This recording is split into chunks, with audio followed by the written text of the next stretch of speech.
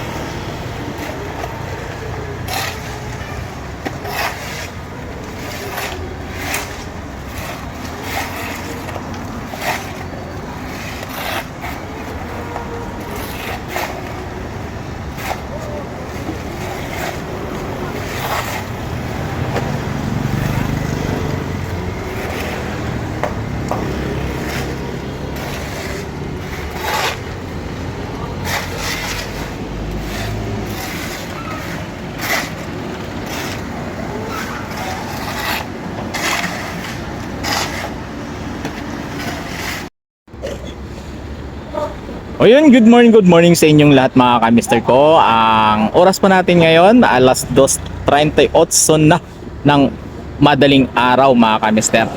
So wala na yung mga sheet pile na lagay dyan. So nabunot na siya mga ka-mister ko. Andyan na, nakahilera na po siya.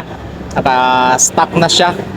So kitang-kita na mga ka-mister yung katotohanan na magkokonekta na dito sa bagong butas po namin itong ginawa namin dyan. So ayan, kitang-kita na mga ka-mister ko. At kaunti na lang yung lupa na natitira. At mga tansya po namin ay isang dump truck na lang siya. So ayan na mga ka-mister ko. Inabot kami madaling araw.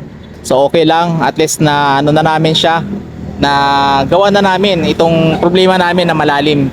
At saka kinaya din ng PC78 tong sheet pile na pagbubunot. So ayan mga ka-mister ko, see you sa next vlog po natin. At magandang umaga at good night. I love you all. See you sa next vlog po natin mga ka-mister ko. Bye bye.